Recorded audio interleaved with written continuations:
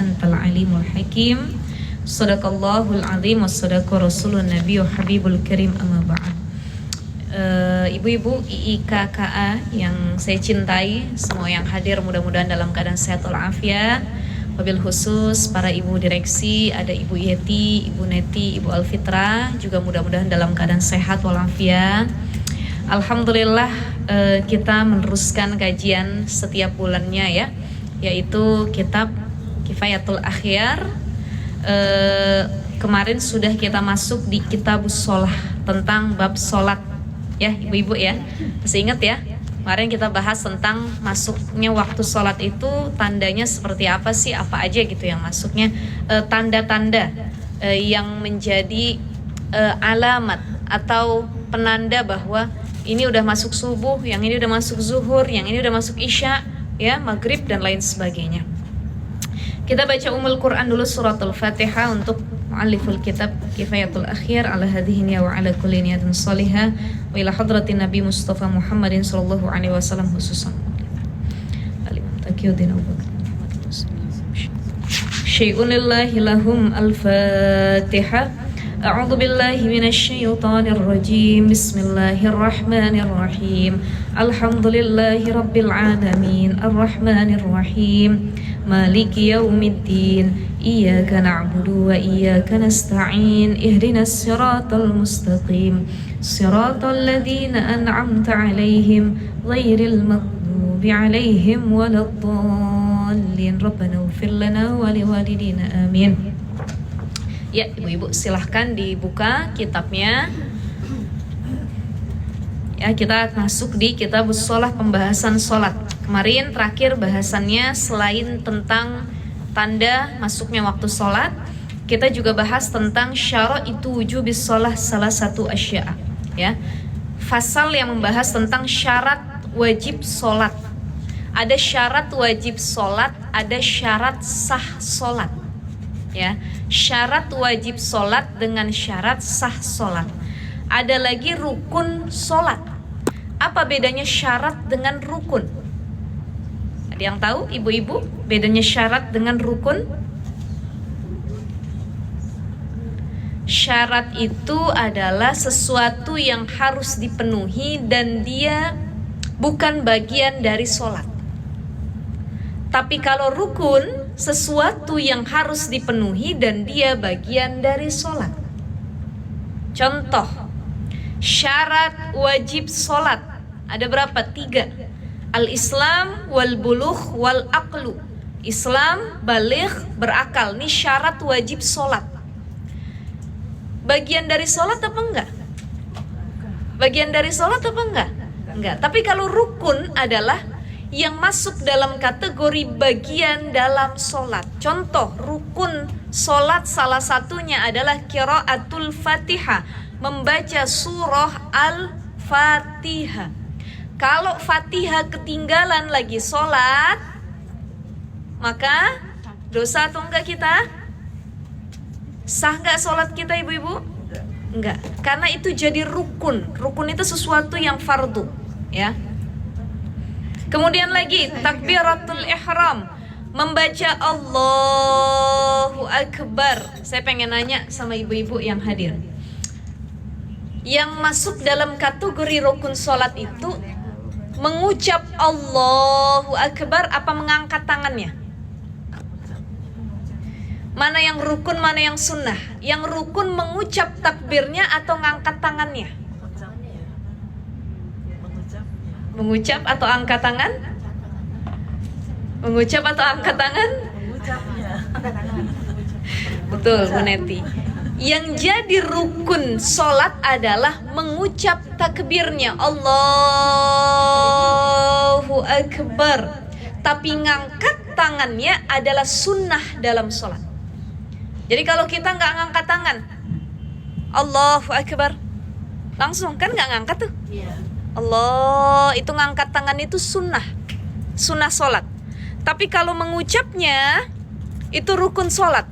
Jadi kalau ada orang sholat tapi dia nggak baca takbir ketika memulai sholatnya, maka sholatnya tidak sah.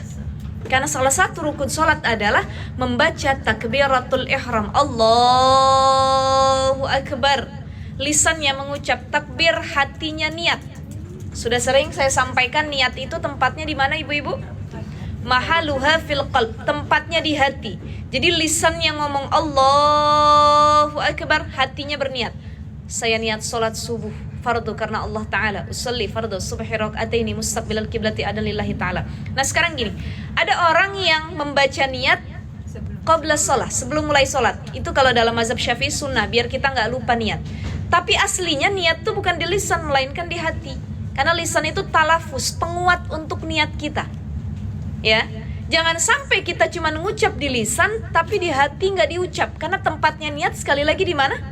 Di hati. Kita sebelum sholat baca usolli fardhu subhi rak'ataini mustaqbilal kiblati adaan lillahi ta'ala. Allah, pas lagi Allahu Akbar, lisan yang ngomong Allahu Akbar, hatinya niat. Gimana kalau kita salah pelafasan? Kita pengen sholat subuh, tapi pas kita lafasin sholat zuhur, pernah nggak kebalik gitu? Usolli fardhu zuhri arba rakatin mustaqbilal kiblati ada lillahi ta'ala. Allah, dalam hati niat, saya niat sholat subuh karena Allah, dan itu pengen sholat subuh. Yang penting niat dalam hati, bukan talafus di lisannya. Jadi kalau talafusnya dia ngomong zuhur, tapi niatnya dia ingat buat subuh, yang diterima niatnya yang dalam hati, karena kan niatnya tempatnya di hati, bukan di lisan. Ya, kan kita suka tuh lupa-lupa ya Bu ya. Usolli fardhu subhi raka'atain mustaqbil. Allah, kadang kita ulang lagi, ya pikirannya kemana-mana gitu ya. Artinya kalau mamanya sholat kita lupa, tapi kita waktu sesudah wudhu kita ingat kita mau sholat apa, masih sah itu. Yang penting pas niat di takbirnya, niat dalam hatinya. Kalau pas lagi pengucapan itu kan sebelum takbir nih, kita biasanya pengucapan ya usolli fardhu. Gimana sih kita gini Bu? Usolli fardhu zuhri arba raka'atin mustaqbilal kiblat, itu belum niat, talafus namanya. Menguatkan hati kita nih mau sholat apa. Ternyata yang kita ucapin salah, mau sholat zuhur. Padahal mau sholat subuh, tapi hati kita tuh ingat sholat subuh. Yang diterima mahaluha fil qalb, yang diterima yang di hati. Karena niat itu tempatnya di hati. Qasdu syai'i muqtarinan bi fi'lihi, bermaksud sesuatu disertai dengan perbuatannya dan bermaksudnya dalam hati. Ya, apa beda niat dengan azam? Saya udah sampaikan sebelumnya. Beda nggak Bu niat dengan azam? Beda. Kalau niat itu qasdu syai'i muqtarinan bi fi'lihi, bermaksud sesuatu dibarengin sama perbuatannya. Tadi kita niat bermaksud sholat, dibarengi sama perbuatan sholat, takbir, Allah, hatinya niat, saya niat sholat subuh karena Allah. Tapi kalau azam bermaksud sesuatu, tetapi tidak dibarengi perbuatan. Contoh, Bu Fitra bilang sama saya, Ustazah, bulan depan saya mau umroh. Saya niat mau umroh katanya. Itu masuk kategori niat apa azam?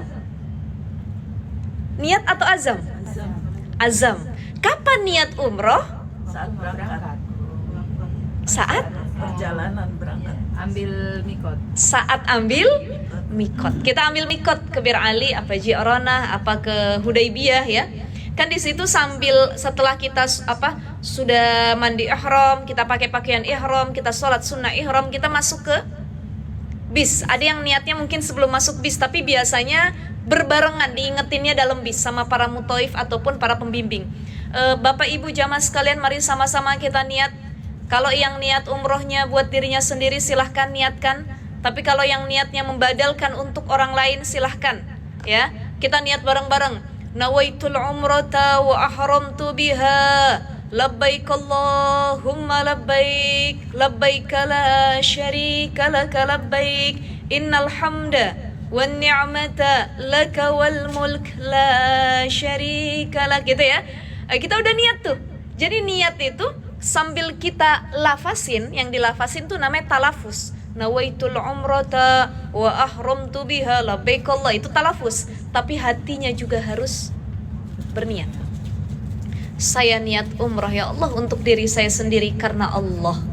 Nah, sambil ngerjain umrohnya sudah pakai pakaian ihram dan proses mau ihram dan lain sebagainya. Maka itu yang disebut dengan niat.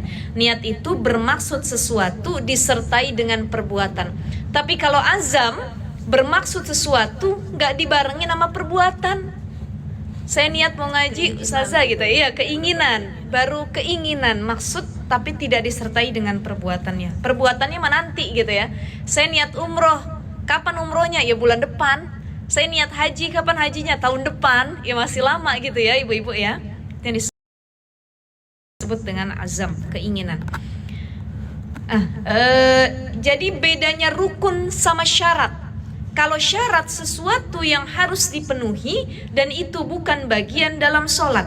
Tetapi rukun adalah sesuatu yang harus dipenuhi dan dia bagian dalam sholat. Kemarin kita bahas syaraitu wujubis sholat. Ada syarat wajib sholat, ada syarat sah sholat. Kalau syarat wajib sholat adalah syarat di mana sebelum melaksanakannya sholat, atau sebelum seseorang itu divalidasi dia boleh sholat. Syarat orang wajib dikenakan hukum wajib dia melaksanakan sholat 3. Al-Islam, wal buluh, wal aqlu. Dia agamanya Islam, dia baligh, dia berakal. Ada orang Islam, dia sudah baligh tapi dia gila, wajib apa enggak sholat? Wajib enggak ibu-ibu? Dia Islam, dia sudah baligh tapi dia gila, wajib enggak? Enggak. Ada orang Islam, dia berakal, tapi dia anak-anak, wajib nggak sholat? Enggak, karena belum balik. Maka anak-anak kalau dia meninggalkan sholat sebelum dia balik, dia tidak berdosa. Cuma sebagai orang tua harus ada tarbiyah, pendidikan, pendisiplinan. Bagaimana melatih anak kita dari kecil biar dia senang sama sholat. Antar aja ustazah saya emang ngajarin sholatnya. Kenapa? Kalau anak saya udah balik, toh sekarang dia belum dibebani kewajiban kok. Nanti aja ngajarin puasanya kalau anak saya sudah balik, dia nggak puasa nggak dosa. Ibu-ibu sekalian kita semua ya Allah, mendidik anak kalau nggak dari kecil itu terlambat, sulit bukan main. Antara jadi ustazah saya ngajarin sholatnya kalau dia udah balik, begitu balik susah. Anak itu kalau udah usia balik maka orang tua bukan lagi nyuruh tapi diskusi. Layaknya teman sama anak tuh. Nak sini deh nak, kakak udah sholat belum? Kalau kita menghardik, kita nyuruh, tuh anak udah gede marah. Gak bisa, harus kayak temen sama temen. Tapi kalau anak kecil, adek sholat, nanti kalau gak sholat dosa Allah marah. Coba anak SMP digituin, kakak sholat, nanti kalau kakak gak sholat Allah marah. Kira-kira nerima apa enggak anak SMP SMA? Enggak. Jadi memberitahunya, menasehatinya akan lebih PR, sulit. Maka mendidik anak sejak usia dini, ngajarin mereka sholat, melatih mereka sholat, melatih yuk nak berjamaah, yuk nak sama ibu. Nah itu akan lebih mudah nanti ketika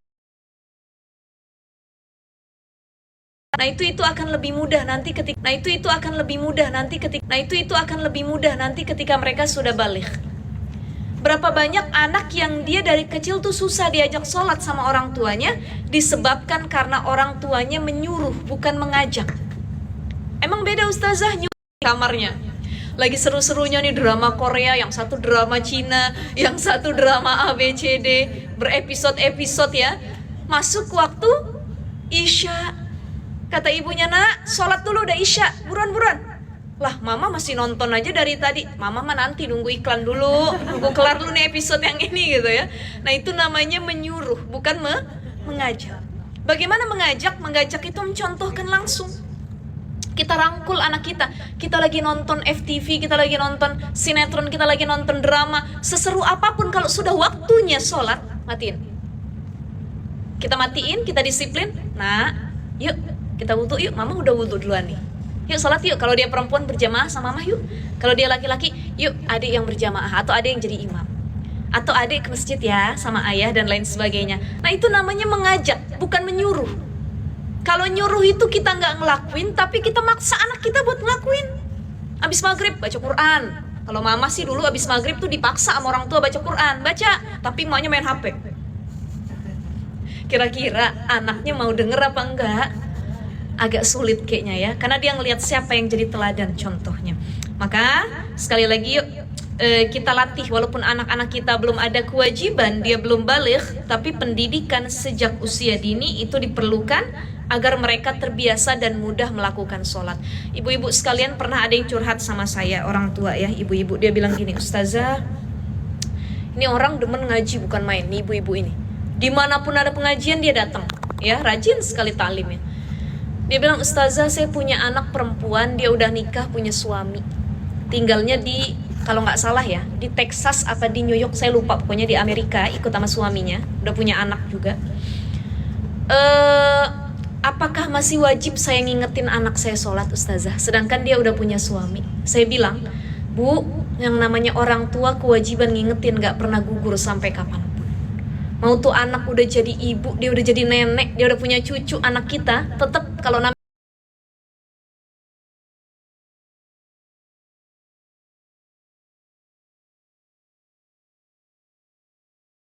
kita masih hidup harus terus kita ingetin. Tapi terlambat nggak Ustazah? Nggak ada kata terlambat. Kalau kita udah didik dia dari kecil, cuman udah besar dia tetap nggak mau sholat, bukan lagi tanggungan kita, tapi dosa dia sendiri. Yang penting dari kecil udah kita latih. Karena berapa banyak orang yang sudah baligh, orang yang sudah dewasa, tapi dia masih dengan ringannya meninggalkan sholat. Ya nggak usah orang lain, mungkin kita dulu masih muda, atau zaman-zaman dulu nyebutnya kita mungkin zaman jahiliyah gitu ya. Dulu ya Allah Ustazah, saya dulu belum pakai jilbab, saya dulu belum nutup aurat, saya juga masih menganggap sholat itu sepele. Udah ditinggalin gak apa-apa. Tapi sekarang ketika saya sudah ngaji, saya sudah paham belajar agama, baru ingat, baru sadar, ya Allah ternyata banyak benar dosa sholat yang saya tinggalkan. Banyak sholat yang harus saya qadha dulu, tapi saya anggapnya ringan, sepele. Padahal awwalu ma yuhassabu bihil abdu yaumal qiyamah as-shalah. Yang pertama kali dihisab nanti di hari akhir itu bukan puasa, bukan zakat, tapi sholat. Beratnya bukan main. Dulu ya Allah kita masih muda, aduh sholat subuh, entar-entar, sholat zuhur, asar, maghrib, isya, ya. Nah itu banyak orang yang ketika dewasa dia menganggap sepele melaksanakan sholat karena tidak adanya pembiasaan sejak kecil. Jadi orang tua yang galak, tegas, gak apa-apa, yang penting anak kita mau sholat. Bahkan kata Nabi, memukul anak yang udah berusia 10 tahun ketika dia gak mau sholat, itu diperbolehkan dengan catatan pukulan yang mendidik, bukan pukulan yang menyakiti, apalagi menghilangkan nyawanya. Belum lama kemarin ada kasus viral di Pontianak, anak tiri dibunuh sama ibu tirinya. Ya, lagi rame ya Bu ya, anak tiri dibunuh sama ibu tirinya. Ibu kandungnya beda pulau, jadi rebutan hak asuh anak. Saya ngikutin ceritanya, dia dibawa sama ayahnya, ayahnya nikah lagi, ada istrinya yang baru, punya anak juga dari istrinya yang baru. Tuh anak nggak tahu kenapa, kesalahannya apa, itu didiemin di luar rumah kehujanan semalaman sampai dia nggak dikasih makan. Anak usia 6 atau 7 tahun, Masya Allah. Begitu masuk, dibawa ke dalam rumah sama ibu tirinya, udah lemes, didorong, akhirnya jatuh, bentur lantai, meninggal. Ayahnya lagi dinas keluar kota ya, kebetulan ayahnya PNS kalau nggak salah, ada dapat dinas keluar kota, meninggal. Itu mungkin perasaan ibu kandungnya Bu, ya, karena berapa tahun terakhir emang katanya minta ayahnya minta gantian, udah tinggal sama saya ibunya. Tapi kalau masih di bawah umur, biasanya hak asuh itu jatuh kepada ibunya, selama ibunya sehat afiat, tidak gila atau hilang akal, gitu. Ya, jadi ikut sama ayahnya, ternyata malah meregang nyawa, hilang. Ya Allah. Nah ini kita perlu perhatikan. Ini apalagi rame sekarang kasus KDRT ya. KDRT itu kekerasan dalam rumah tangga, bukan cuma suami ke istri, istri ke suami, tapi orang tua juga ke anak. Itu juga masuk dalam kategori KDRT. Makanya kalau ada dalil, oh boleh kau mukul anak selama dia nggak mau sholat, iya, tapi pukulannya ada syaratnya kata para ulama. Begitupun mukul istri yang nusyus, durhaka. Walaupun dalam Al-Quran ada ayatnya yang mengatakan, wallati takhafuna nusyuzahunna, kalau kamu takut istri kamu nusyus ya, fa'izuhunna wahjuruhunna fil madaji wadribuhun. Ada 3 cara ngadepin istri yang membangkang, yang durhaka. Kan kadang-kadang istri suka durhaka nih sama suami. Tapi hati-hati Bu, kadang-kadang suami juga banyak yang durhaka sama istrinya, ya. Cuman lebih banyak istri durhaka sama suami. Apa step by step yang harus dilakukan kalau istri itu durhaka sama suami? Ini dalam Al-Quran ada 3. 1, fa'izuhunna. Kalau istri membangkang sama suami sama aturan Allah, fa'izuhunna, dinasehatin. Mama jangan kayak gitu ya, mah. Ulu mama, sayang, kata suaminya. Ya itu dinasehatin tuh. Kalau dengan nasihat yang lemah lembut nggak denger juga, baru agak keras. Mama bisa dengerin papa atau tidak? Nah, kalau udah dinasehatin, dikerasin, nada bicara agak ditinggiin, nggak mau denger juga, tetap nusyus juga. Wahjuruhunna fil madaji, tinggalin tempat tidurnya, pisah kamar. Karena perempuan biasanya kalau ditinggalin suami di tempat tidurnya, dia mikir, salah saya apa ya? Dia merasa kesepian gitu ya. Pindah. Asik, gak ada yang ngorok. Gitu ya. Kebanyakan istri zaman sekarang kalau pisah kamar apa suaminya lagi dinas, alhamdulillah nggak ada yang ngorok ya Allah, karena kencang bener ngoroknya tiap malam gitu ya. Ini kebalik, banyak anak-anak zaman sekarang itu kalau belum nikah ya, saya ngelihat ada tren-tren di TikTok ya Allah, orang-orang yang masih bahasanya pacaran ya, padahal pacaran juga dalam Islam kan nggak boleh ya Bu ya. Itu masa-masa pacaran katanya, masa-masa pendekatan, dia sleep call bahasanya, teleponan sampai ketiduran. Oh Masya Allah, itu ada banyak tuh, ada di TikTok ya, saya pernah ngeliat tuh yang bikin sleep call itu, dia teleponan sama ayangnya. Ayang, jangan tidur dulu ya ayang. Iya, yang penting aku harus ngedenger suara kamu malam ini.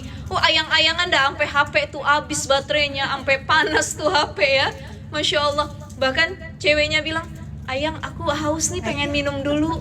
Ya udah kamu minum aja dulu, tapi yang aku takut ngambil air minumnya katanya. Ya udah aku temenin ya, kamu HP kamu tetap stay ya gitu. Bu, itu karena belum nikah, masih ayang-ayangan ya. Ya Allah, bahkan ada yang sleep call itu sampai ketiduran ya. Saya lihat trennya ya Allah, Masya Allah. Iya, anak-anak muda zaman sekarang ya Bu ya, kita juga dulu pernah muda ya Bu ya, nggak tahu begitu juga apa gimana.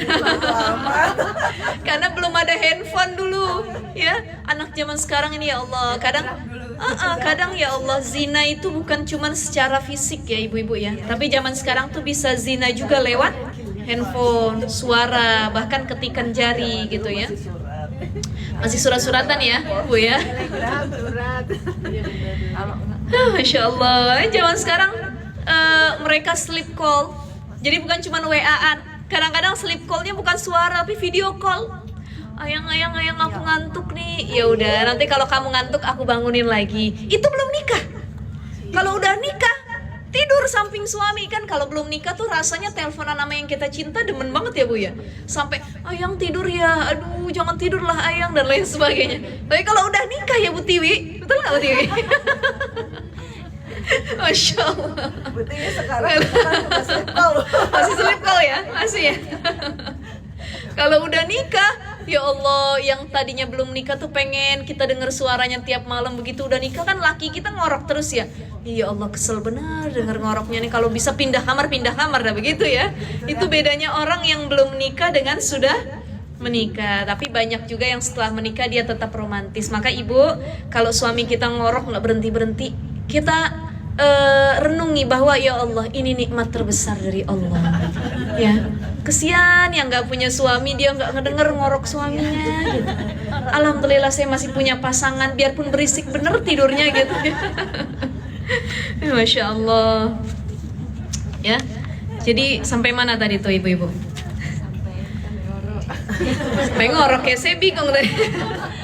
Ada syarat wajib sholat, ada syarat sah sholat. Nah syarat wajib sholat 3, Islam, baligh, berakal. Ada orang baligh, udah dewasa, udah bangkotan bahasa kitanya tuh, udah tua ya. Tanda baligh itu kalau perempuan dia keluar haid, kalau laki-laki dia mimpi basah, ihtilam. Dia baligh, dia sudah berakal, sehat, akalnya bisa membedakan mana yang baik, mana yang buruk. Tapi dia non muslim, wajib apa enggak sholat? Wajib nggak? Enggak lah, betul ya? Pasti tidak wajib. Kita punya teman sekantor, teman satu arisan, teman satu kongko ya, ngopi bareng. Ustazah. Dia non muslim, kita mau sholat, kita paksa dia, sholat dulu. Kata teman kita, lah saya non muslim, pokoknya sholat katanya. Nah itu nggak boleh. La ikraha fiddin. Kalau dalam agama Islam nggak ada paksaan dalam beragama. Ya, jadi kalau kita punya kawan non muslim, kita sholat, kita maksa dia juga ikut sholat, nah itu kita nggak boleh. Kecuali dia bilang saya mau ikutan sholat dong, pengen tahu rasanya sholat tuh gimana. Ya boleh-boleh aja, cuman tidak dapat pahala. Karena tidak ada kewajiban. Apa itu wajib? Dikerjakan berpahala, ditinggalkan berdosa. Jadi kalau ada non muslim dia ikut sholat, maka dia nggak dapat pahala, juga nggak dapat dosa karena tidak dibebani kewajiban, gitu ya. Kita lanjut ke pembahasan selanjutnya. Bismillahirrahmanirrahim. Wassalawatul masnunatu khamsun. Yang masuk dalam kategori sholat sunnah itu ada 5, ya. Wassalawatul masnunatu khamsun, yang masuk dalam kategori sholat sunnah itu ada 5.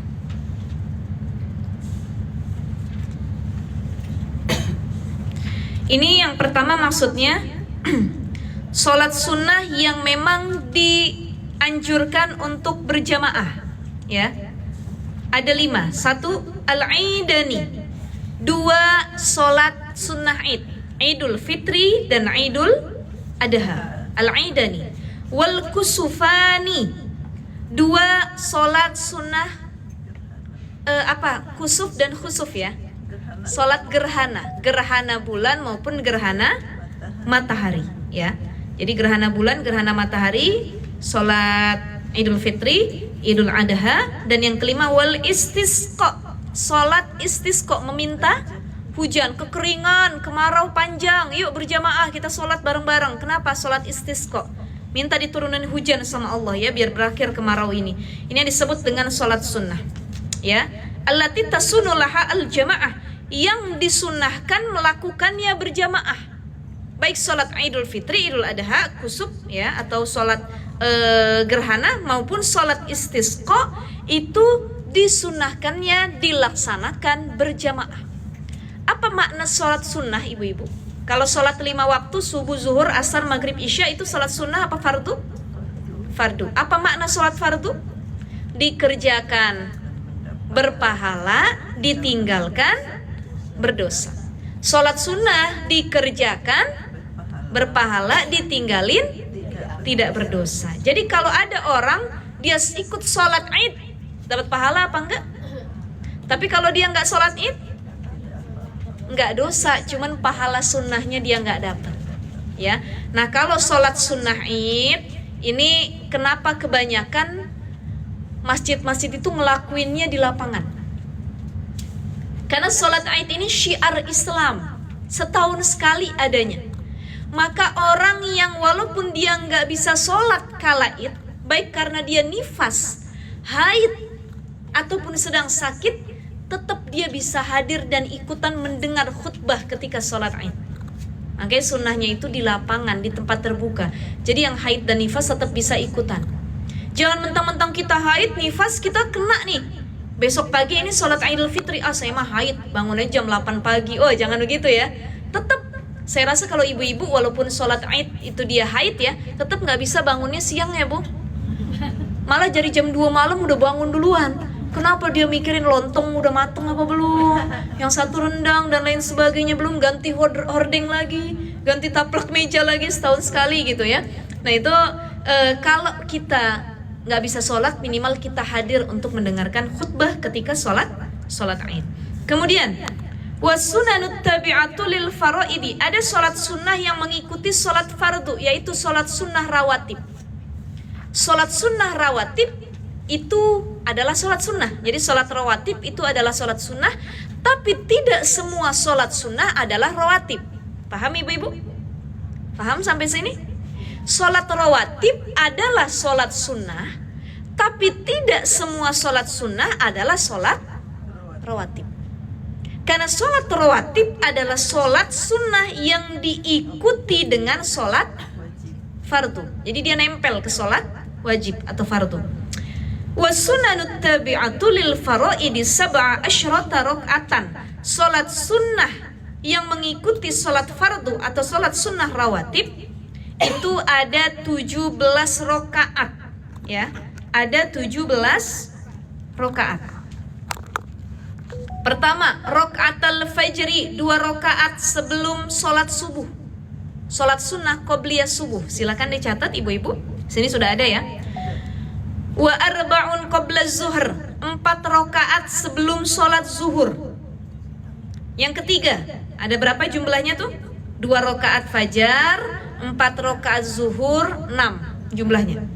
Wa raka'atani ba'daha, 2 rakaat sesudah zuhur. Ada berapa? 8 totalnya. Wa arba'un qablal asri, 4 rakaat sebelum asar, 12 ya. Wa raka'atani ba'dal maghrib, 2 rakaat setelah maghrib, ba'diyah maghrib, 2 rakaat, 14.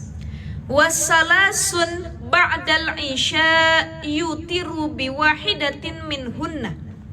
Dan terakhir adalah 3 rakaat setelah isya, ya, 3 rakaat setelah isya, di mana salah satunya adalah sholat sunnah witir. Ini totalnya 17 rakaat yang disebut dengan sholat sunnah rawatib, yang atau yang kita sering sebut sholat qobliyah ba'diyah. Ya, ini sholat sunnah mengikuti sholat fardu. Ikhtilaf al-ashab fi adad rakaat at-tabi'ah lil faraid. Tapi para ulama berbeda pendapat terkait jumlah sholat yang ngikutin sholat fardu. Ini kata yang pertama tadi bilang 17 rakaat. Ya. Ada pendapat yang kedua, ala annaha asyra rakaat. Ada 10 rakaat yang dikukuhkan dibanding 7. Kan ada 17 totalnya. Tapi pendapat ulama yang kedua mengatakan ada sholat yang dikukuhkan, ada yang jumlah rakaatnya tidak dikukuhkan. Ini saya catat ya di papan tulis ya.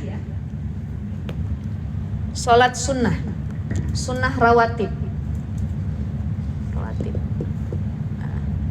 sunnah rawatib. Bisa dilihat ibu-ibu, ada yang dikukuhkan. Dikukuhkan tuh maknanya muakkadah, bener-bener dianjurkan banget untuk dilakukan. Kalau bisa sebelum zuhur kita lakuin, kalau bisa sebelum asar kita lakuin gitu. Ada yang kedua, tidak begitu dikukuhkan.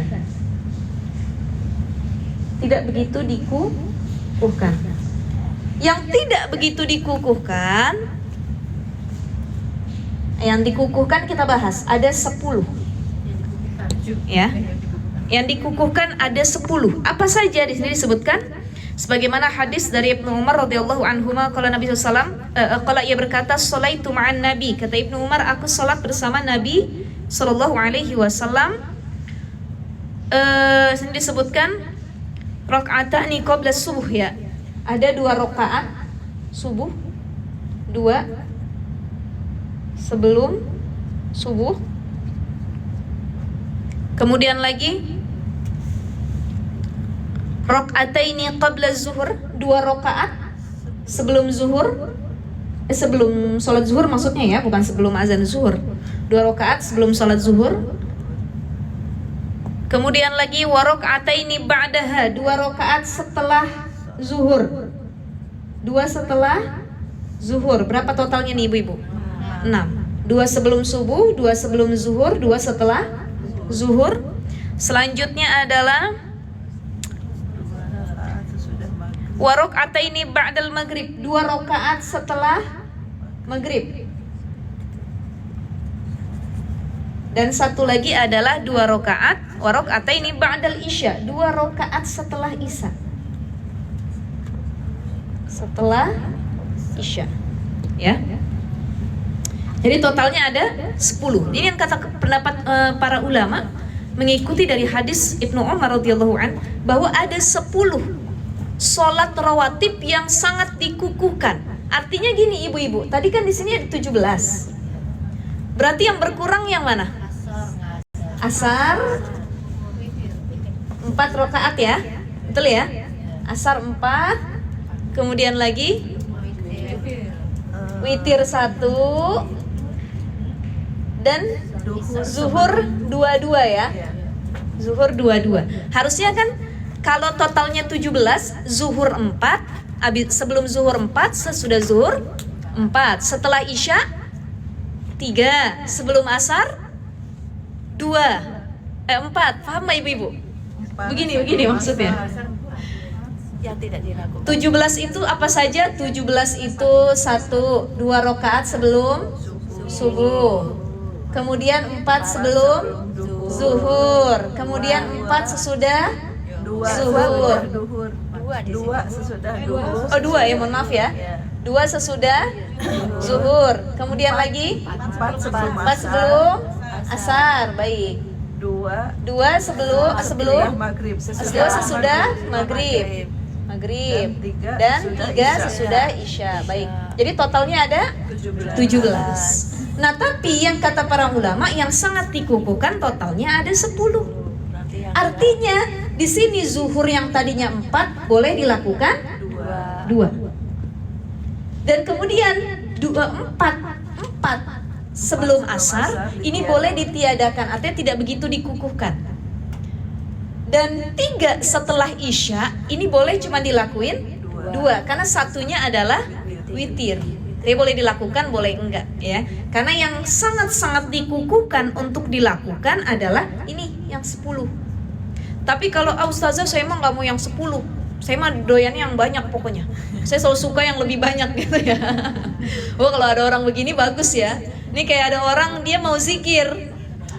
Ustazah ada nggak zikir bertobat kepada Allah? Oh ada ibu. Apa bunyinya? Rabbana dzalamna anfusana wa illam taghfir lana wa tarhamna lanakunanna minal khasirin. Udah, saya mah cakep yang itu aja ustazah.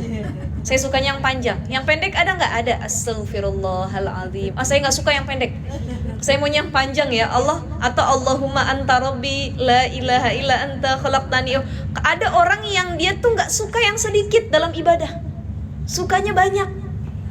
Nah ini bagus. Tapi kebanyakan dari kita sukanya yang sedikit. Kalau bisa diringanin aja gitu ya daripada banyak ya. Jadi seperti itu. Kalau ibu-ibu, aduh ustazah saya nggak suka yang 10, dikit banget.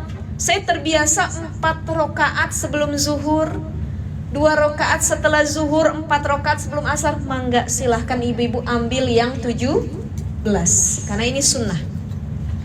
Tapi kata para ulama 10 ini yang lebih disunahkan. Baik, kalau kita belum mencapai tingkatan yang 17, kita belum sanggup ngerjain yang 17, minimal yang 10 dulu.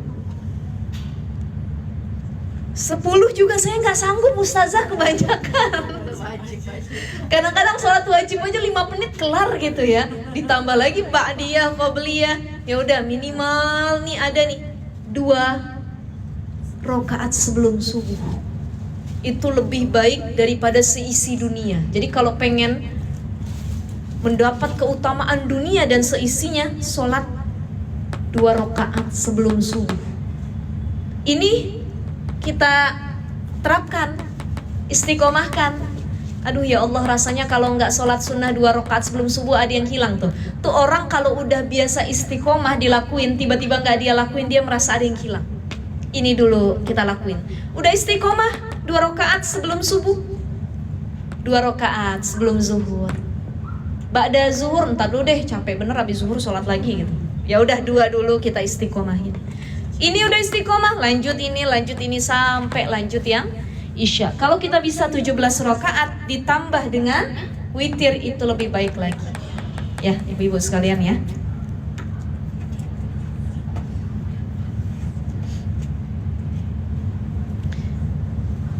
Ini jadi ada yang dikukuhkan, ada yang tidak begitu dikukuhkan. Artinya ada yang dianjurin banget, tapi ada yang sekedar sunnah, tidak begitu dikukuhkan atau dianjurkan sekali ya. Baik. Ada pertanyaan sampai sini ibu-ibu?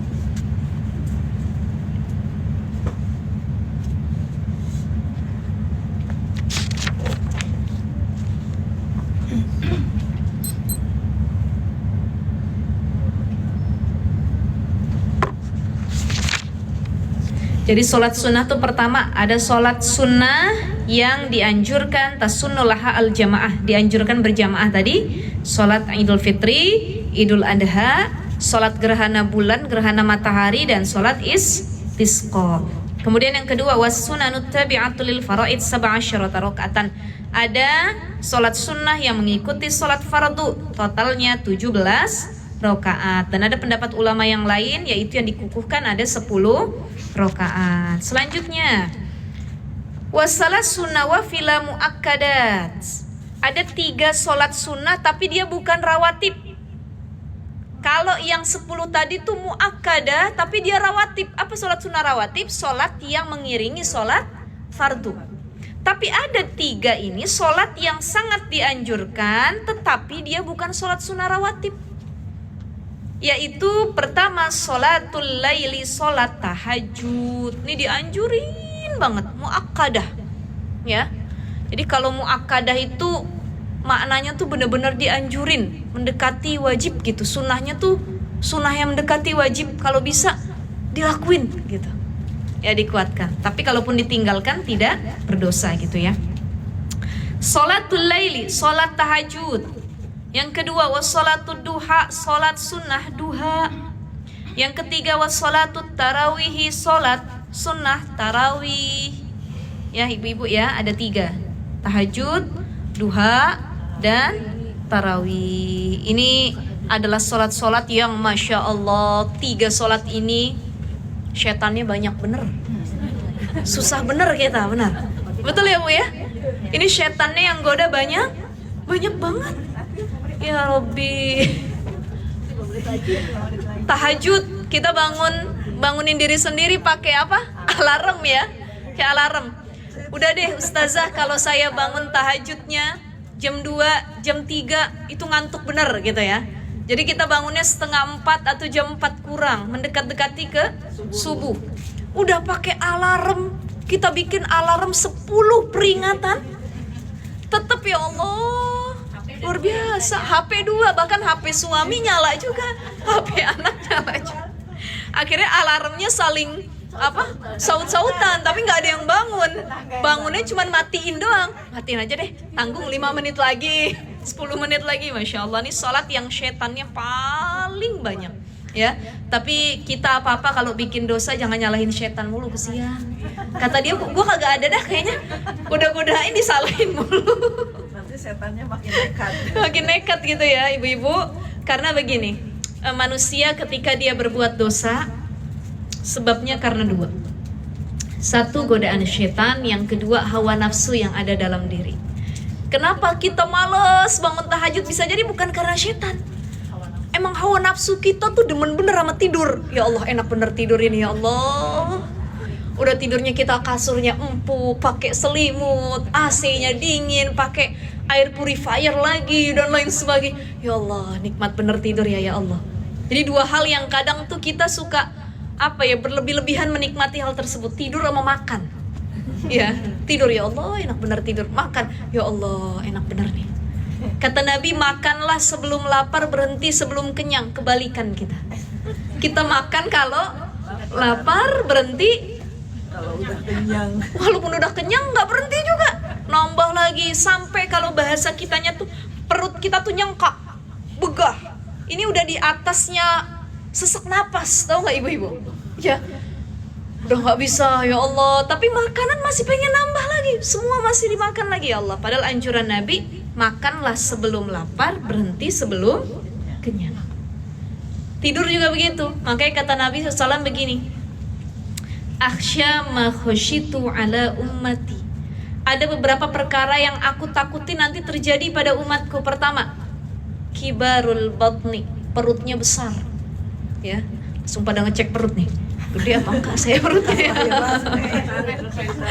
Kibarul batni ya, habis lahiran ya, Masya Allah. Jadi kibarul batni ini maknanya di sini bukan perutnya besar atau perut yang dia susah kalau diajak diet ya, atau dia bekas lahiran dan lain sebagainya, bukan. Tapi perut besar di sini maknanya adalah orang yang besar perutnya karena sering memakan hal yang haram atau memakan yang bukan haknya. Kibarul batni, tomak, rakus, gak memikirkan orang lain. Dia makan aja pokoknya ngabisin buat diri saya sendiri, yang penting perut saya kenyang, orang lain mah belakangan. Tapi saya yakin kalau ibu-ibu itu sifat rahimnya lebih tinggi. Dia punya anak, biar kata dia belum makan, anaknya belum makan, anaknya yang dia dahului. Jarang ibu yang mendahulukan dirinya sendiri. Ada ayam sepotong, kita berharap tuh ayam dipotek sama anak kita, kasih mama dikit aja, dikit kita harap tuh ya. Tapi ternyata digerogotin sampai tulang-tulangnya. Alhamdulillah ya Allah, yang penting anak saya makannya doyan. Habis itu ibu tuh, ya. Makanya kata Nabi, nanti Nabi takut kalau di suatu zaman ada umat yang kibarul batni, perutnya besar karena dia tomak, rakus, tidak mau berbagi kepada orang lain. Yang kedua, selalu memakan hal yang haram berada dalam perutnya, ini disebut dengan kibarul batni. Yang kedua, bukan perut yang berlemak atau bergelambir ya Bu. Ini kita ngelihat perut kita bergelambir berlemak, ini kibarul batni apa bukan ya? Bukan masuk dalam kategori itu ya. Kalau itu udah alamiah ya, bawaan badan gitu. Iya, kibarul batni ini maknanya tadi masuk hal-hal yang haram atau dia tomak terhadap sesuatu. Wa kasratun naum, kata Nabi, aku takut nanti umatku nih banyak yang tukang tidur. Kalau bahasa orang Sundanya pelor, asal nempel molor. Ya Allah, kesini dikit tidur, nyender sini dikit tidur, masya Allah. Ya, ini ada keterkaitan. Orang yang makannya terlalu banyak menyebabkan cepat ngantuk. Betul nggak ibu-ibu? Makanya kalau kita buka puasa jangan rakus bener semua kita makan. Ujung-ujungnya yang saya bilang tadi, sholatut tarawih, pengen sholat tarawih males, akhirnya gak berangkat. Ya Allah, begah banget, enak tidur habis makan nih ya. Nah itu karena awalnya dia terlalu banyak makan, akhirnya jadi kasratun naum, banyak tidur. Dan orang yang banyak makan, banyak tidur itu lebih sulit menerima hikmah, ilmu, nasihat yang masuk ke dalam dirinya. Penting kita makan sedikit, bukan sedikit-sedikit makan. Ya. Kalau Nabi makannya sedikit, kalau kita sedikit-sedikit makan, nyemil lagi, makan lagi, sedikit-sedikit makan. Nabi tidurnya sebentar, kalau kita sebentar-sebentar tidur. Itu Masya Allah. Ya itu yang harus dirubah, bedanya dikit tuh sama Nabi. Tapi perbedaannya luar biasa sekali ya ibu-ibu ya. Jadi ada 3 sholat yang berat banget dilakuin, padahal muakkadah, dianjurin banget. Sholat tahajud, bangun malam kadang-kadang buang air kecil doang, ya, nggak sanggup lagi untuk tahajud. Yang kedua ada yang pernah curhat sama saya gini, anak muda, Ustazah, saya tuh pengen tahajud, tapi saya tuh gara-gara nonton film horor katanya. Saya takut kalau tahajud malam-malam ada yang jadi makmumnya katanya ya, atau ada yang godain. Karena Ustazah kalau lagi saya sholat tahajud malam-malam kan saya sendirian nih, keluarga tidur semua. Tiba-tiba saya ngerasa kayak ada yang ngeliatin saya, ada yang ngajak ciluk bak katanya. Saya sholat samping tempat tidur, tiba-tiba di kolong ada yang nongol. Saya bilang itu halusinasi kita sendiri. Makanya ini nih orang Indonesia penyakitnya demen nonton horor, ujung-ujungnya ibadahnya kurang, ketakutan, ya. Padahal tahajud itu benar-benar waktunya kita tuh intim sama Allah, komunikasi. Wa minal laili fatahajjat bihi nafilatan lak asa ayyab'atsaka rabbuka maqaman mahmuda. Ini yang harus kita yakini ibu-ibu. Orang yang rajin tahajud, dia maksain dirinya buat tahajud, yakin Allah angkat derajatnya setinggi mungkin. Dia nggak punya apa-apa, tiba-tiba Allah kasih keberkahan hidupnya gara-gara tahajud yang dia lakuin. Jadi tahajud tuh bisa jadi bentuk tirakat kita. Saya dengar dari beberapa kisah orang-orang solih, orang-orang yang anaknya tuh jadi ulama, kiai, orang-orang alim ya. Itu banyak ibunya yang punya tirakat. Kalau bahasa orang Jawa itu tirakat tuh sesuatu yang terus-menerus dilakuin. Ya, gitu ya Bu ya, tirakat ya. Ada yang ibunya tuh, saya pernah ngobrol waktu itu dapat cerita, ini bapaknya kiai, ibunya bunya ya, istrinya ustazah juga gitu, sama-sama ulama. Kan nggak semua dia ulama, dia ustazah, anaknya jadi ustadz juga, nggak semua. Karena ilmu itu nggak bisa ditransfer, saya pindahin ya ke kamu, nggak bisa begitu. Tapi ilmu itu harus dicari. nggak mesti bapaknya kiai dia juga jadi kiai. Banyak juga yang bapaknya kiai anaknya nggak jadi kiai, ya. Tapi makanya harus ada tirakat dari orang tua. Ini Pak Kiai sama Bu Nyai dia punya tirakat. Ini Bu Nyai yang luar biasa. Karena ibu itu yang harus nirakatin anaknya benar-benar. Apa tirakatnya? Dia punya anak 5, 5-5-nya jadi kiai, punya pesantren semua. Orang alim semua. Jadi tirakatnya ini Bu Nyai itu Masya Allah itu ada di Jawa ya. Beliau selalu bangun tahajud di waktu sepertiga malam. Dan itu tirakat beliau tiap malam kecuali lagi haid ya, atau nifas gitu yang ada keadaan mamnu terhalangi. Beliau tahajud dari malam sampai subuh nggak tidur, diisi dengan baca Quran, zikir sampai waktu duha. Jadi tahajud subuh ke duha baru kelar, baru dia melaksanakan hal yang lainnya. Kan duha misalkan 6:30 tuh duha, jam 7 udah bisa duha.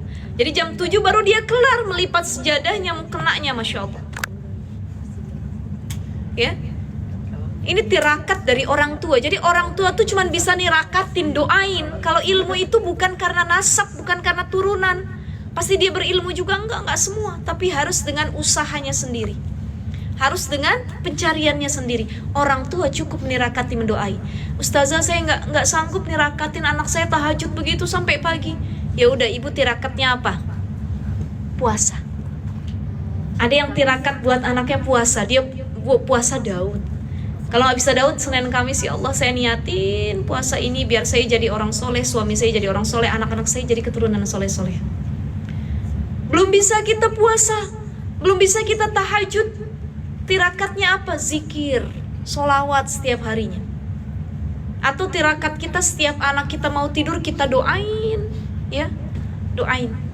Jadi doain anak kita, tiup ubun-ubunnya, ya Allah Rabbi habli minas salihin, Allahumma faqihu fiddin wa alimhu at-ta'wil. Tiup. Begitupun kalau ibu pengen doain suami, tiup ubun-ubunnya, ya. Rabbana hablana min azwajina. Kata lakinya, ini kenapa bini saya? Sembur sekali kan.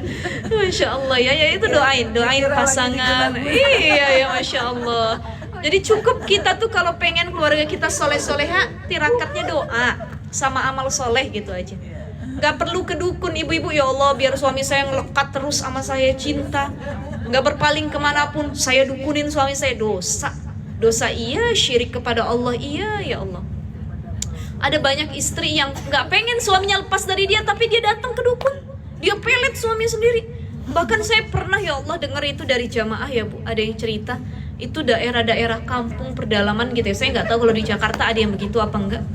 Itu saking dia pengen suaminya bucin sama dia, gitu. Bucin. Harusnya bucin tuh budak cinta, zaman anak zaman sekarang. Jadi sampai ngebudak banget saking cintanya sama istrinya.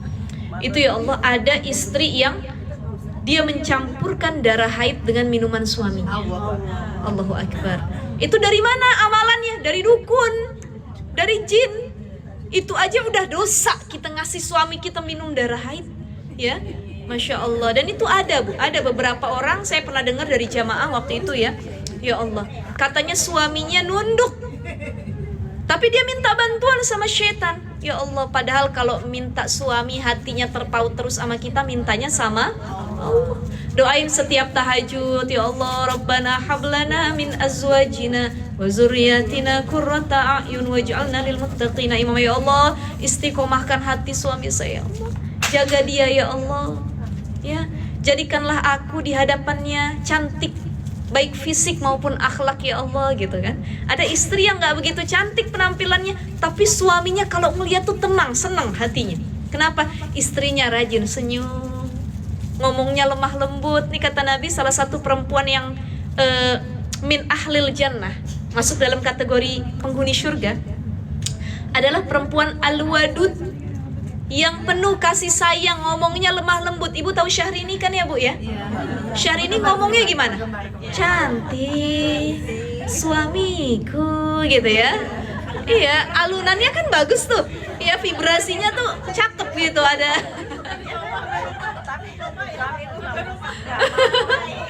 Gak mau ya? Jadi kalau bisa, ini anjuran dari Nabi.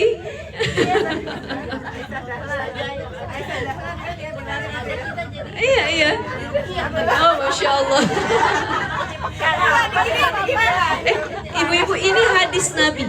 Hadis Nabi langsung yang ngomong, perempuan ahli syurga itu al-wadud, yang penuh kasih sayang. Artinya gini, sama suami itu bermanja-manja. Sama orang dia tugas, ini kan kebalik, sama orang dia lemah lembut. Mangga bapak, punten, iya, maaf, monggo gitu ya. Tapi sama suami sendiri, opo, kenapa? Dan lain sebagainya. Nah ini yang harus diperbaiki ya. Sama suami itu kalau bisa nih yang kita tiru, Syahrini modelnya begitu tuh. Ya jadi model-model manja yang lemah lembut itu penuh kasih sayang. Atau kalau ibu-ibu, ini saya sering sampein ya Bu ya, Bu, kalau ibu-ibu dulu kan punya anak bayi, masih punya bayi nggak sekarang? Enggak, atau pengen punya lagi bayi? Kalau ibu-ibu punya bayi, punya anak kecil, kan kita ngomongnya dimanja-manjain ya. Dek, ulu, mamam, ulu, du anak pinter, mamam tuh. Sama suami juga begitu.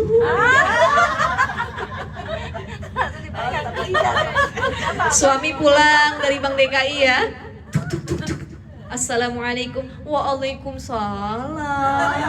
Ayah mau mamam. Ayah mau. Ya Bu Tiwi, begitu Bu Tiwi ya, begitu ya. Kata lakinya, bini gua kesambet apaan kayak gitu. Masya Allah. Bener ya ibu-ibu ya, bener ini yang harus dilakukan. Jangan sampai istri itu kalah manja sama perempuan-perempuan di luar sana. Suami nggak mendapatkan kasih sayang kelembutan dari dalam rumah, tapi dia mendapatkan dari luar rumah. Ketemu perempuan lain, bapak, saya mau bikinin minum pak. Bapak mau yang manis atau mau ini kan lemah lembut. Tapi nyampe rumah, kata suaminya, mah pengen kopi dong, bikin sendiri dong. Capek masa minta bikinin mulu. Wah itu kan ada perbedaan. Maka kenapa banyak laki-laki yang merasa nyaman di luar rumah, ketika dia masuk rumah tidak ada sosok perempuan yang al-wadud. Maka kalau depan suami begitu Bu, yuk kita bisa insya Allah abis ini ya Bu ya. Kita praktekin ya. Ayah udu, ayah mau bobo, Nah, insya Allah lebih sakinah nanti ya Bu ya. Bu, kira-kira dosa nggak gitu sama suami? Enggak ya, malah pahala ya. Itu pahala gitu. Jadi kalau kita masih nganggap geli banget sama suami kayak gitu loh, suami kita sendiri bukan suami orang.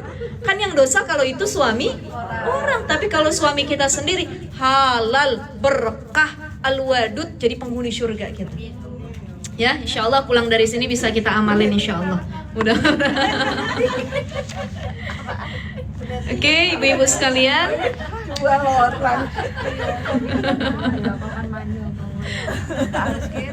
Iya. Saya begitu ketemu hadis itu Bu, yang awalnya saya juga nggak begitu tuh sama suami kan, udah biasa aja gitu. Tapi begitu ketemu hadis itu saya resapin, saya renungin, ya Allah, boleh juga saya amalin begini ya. Akhirnya saya punya bayi, bukan bayi saya doang yang saya gituin. Ulu, anak siapa? Ada suami saya di sampingnya, ulu, ini juga ngantuk. Awalnya suami saya ketawa-tawa, geli gitu, maksudnya apaan sih gitu ya. Cuman makin kesini akhirnya suami saya ngasih feedback kalau saya bilang ulu, kata suami saya du. Nah ini kan jadi candaan suami istri ya Bu ya. Dapat pahala iya, candaan juga, menambah kesakinahan, hubungan yang baik. Jadi kalau kita mampu begitu kenapa enggak? Bismillah gitu ya Bu ya. Nah itu seperti itu. Jadi ada tirakat ya. Tirakatnya bisa dengan sholat tahajud, dengan sholat duha, dengan bersedekah, dengan membantu orang-orang sekitar, banyaknya zikir, berdoa dan lain sebagainya. Karena memang sholat-sholat yang disebutkan 3 sholat sunnah tadi itu beratnya bukan main. Ada sholat tahajud, apalagi Bu? Duha. Kenapa duha itu berat? Kenapa sholat sunnah duha itu berat ngelakuinnya? Karena kita seringkali buru-buru sibuk dengan kegiatan kita di pagi hari. Yang bekerja, aduh gak sempet deh mau kerja, belum bawa motor, bawa mobil, belum naik kendaraan gitu ya. Kalau yang ibu rumah tangga, aduh, pagi-pagi harus masak, nyiapin anak, suami dan lain sebagainya. Padahal sholat duha waktunya lapang. Ini dari pagi, terbitnya fajar ya, terbitnya matahari bukan fajar, sampai tergelincirnya matahari, masuknya waktu zuhur. Jadi kalau kita 10 menit lagi sebelum zuhur kita duha, itu juga masih boleh, ya. Maka harus adanya pembiasaan duha dan sholat sunnah tarawih. Kenapa tarawih ini berat ibu-ibu? Karena perut kita udah kenyang, jadi sulit ya Allah rasanya, apalagi kalau ke masjid. Nah, tarawih ini tidak harus berjamaah atau di masjid. Jadi ada ibu-ibu yang punya anak kecil atau terhalang untuk datang ke masjid, dia sholat berjamaah di rumah dengan ART-nya, dengan anak-anaknya atau dengan adik-adiknya, silahkan boleh, ya. Atau dia sholat sendirian juga boleh. Tapi kenapa sholat berjamaah lebih afdol? Pertama, lebih banyak pahalanya di sisi Allah, ya, 27 derajat sholat berjamaah. Yang kedua, sebagai syiar Islam, apalagi kalau kita sholat berjamaah tarawih di masjid, itu kita nggak lupa niat, Bu, diingetin sama imamnya. Ibu-ibu sekalian, bapak-bapak, mari sama-sama kita niat puasa esok hari. Gimana niatnya, Bu? Nawaitul wudu'a, nawaitu sawma ghadin an adai fardhi syahri ramadhani hadhihi sanati lillahi ta'ala. Itu baru sallallahu ala Muhammad sallallahu alaihi wasallam gitu ya. Masya Allah, mudah-mudahan kita disampaikan ke bulan suci Ramadan. Nah, ini yang masuk dalam kategori sholat sunnah. Ada pertanyaan ibu-ibu sampai sini? Ada pertanyaan sampai sini? Silahkan. Terkait sholat sunnah.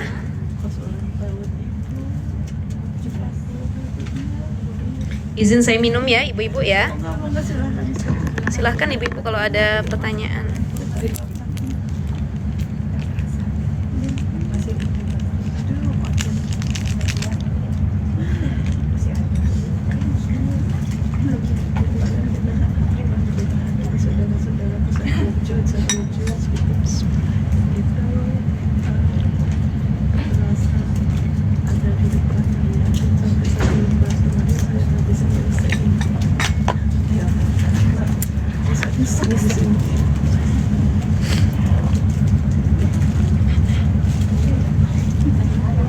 Nah, jadi sholat sunnah banyak ya. Ini yang disebutkan adalah sholat-sholat sunnah yang memang sangat-sangat dianjurkan tadi ya. Itu ada sholat sunnah id, istisqa, kemudian kusuf ya, sholat gerhana. Ada sholat sunnah rawatib yang mengikuti sholat fardu. Kemudian lagi ada sholat sunnah muakkadah selain sholat rawatib, tahajud, duha, dan tarawih. Dan ada banyak lagi sholat sunnah lainnya. Ada sholat sunnah wudhu, ada sholat sunnah tasbih, ada sholat sunnah hajat gitu ya. Nah, itu sunnah tapi tidak begitu dikukuhkan, maksudnya nggak dianjurin banget. Beda sama sholat sunnah yang tadi yang begitu dianjurkan gitu ya ibu-ibu. Ada lagi pertanyaan?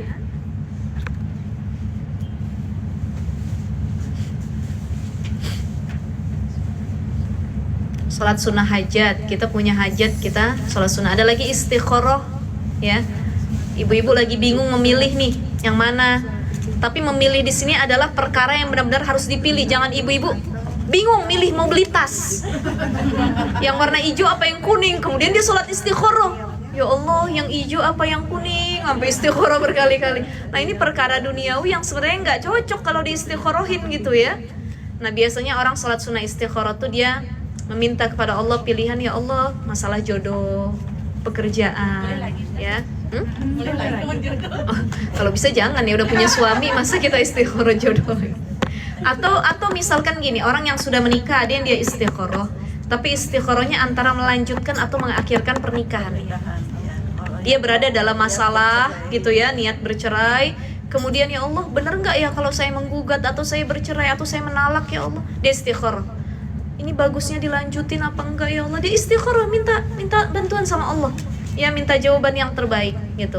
Karena yang tahu bagaimana kondisi rumah tangga kita ya kita sendiri, bukan orang lain gitu. Biarpun kita nasehatin kawan kita bilang, udah bisa aja, kamu udah disakitin berkali-kali, kan yang jalanin dia bukan kita gitu ya Bu ya. Maka jangan terlalu mencampuri urusan rumah tangga orang lain. Nah, nanti ujung-ujungnya kita yang kena disalahin. Ada teman kita curhat masalah rumah tangga. Ya contoh, mohon maaf. Jadi KDRT sama suaminya. Ya, sekali suaminya KDRT mungkin nggak sengaja atau khilaf. Tapi berkali-kali suaminya KDRT, udah nggak usah diterusin. Kalau kita kan begitu ya, udah nggak usah diterusin. Nanti kamu takutnya wafat dan lain sebagainya gitu ya. Akhirnya banyak korban dan lain sebagainya. Ya udah, yang penting kita udah nasehatin. Masalah dia pisah atau enggak urusan dia. Kan setiap orang tuh kadang ada yang mau denger nasihat, ada yang tidak. Ada begitu dia disakiti sama suaminya berkali-kali, dia curhat sama kita, pokoknya aku mau cerai sama suami aku nggak tahan dan lain sebagainya. Kita kasih nasihat, kita rangkul dia, kita ajak dia tertawa, terus kita bantu. Ya udah, kalau mau urus perceraian nanti saya urus, kalau kamu pengen bantuan urus anak kamu dan lain sebagainya saya urus. Ternyata ujung-ujungnya balikan lagi.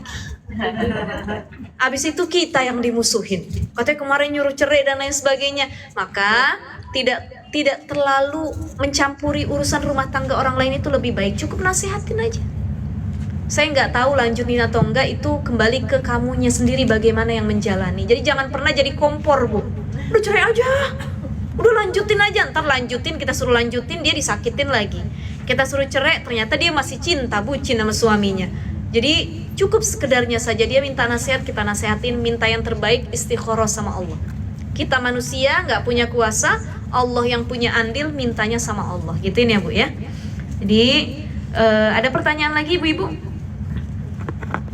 Ada pertanyaan lagi atau sudah? Sudah ya? Alhamdulillahirrabbilalamin.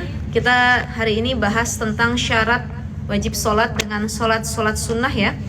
Insya Allah next kita akan bahas tentang syarat sah sholat. Kalau tadi syarat wajib sholat, bulan depan kita bahas tentang syarat sah sholat. Khamsatu asya, itu ada 5 perkara ya. Apa saja nanti panjang penjelasannya. Kemudian lagi setelahnya kita akan bahas tentang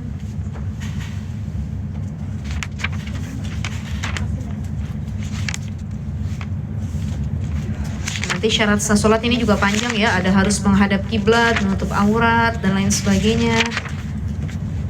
Nanti baru kita masuk di arkanus sholah ya, rukun-rukun sholat. Jadi kalau syaratnya sudah dipelajari, baru masuk di kategori rukun sholatnya. Baik ibu-ibu sekalian, alhamdulillah wa syukurillah. Mudah-mudahan ilmu yang kita dapatkan manfaat, bisa kita amalkan untuk kehidupan kita sehari-harinya ya.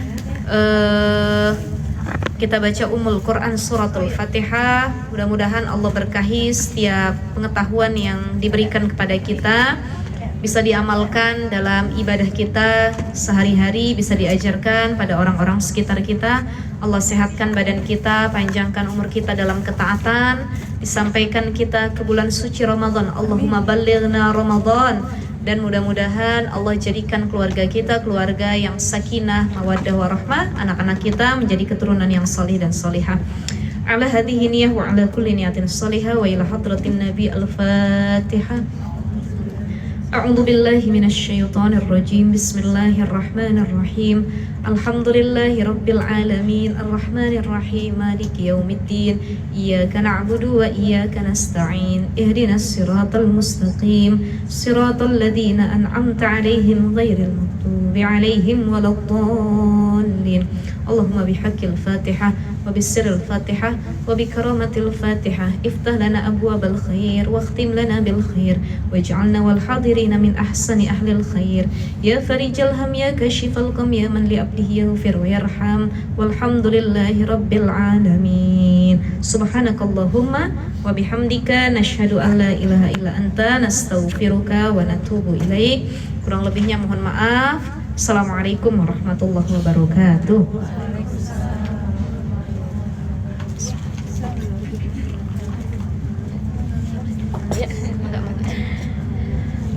Alhamdulillah, alhamdulillahirabbil alamin.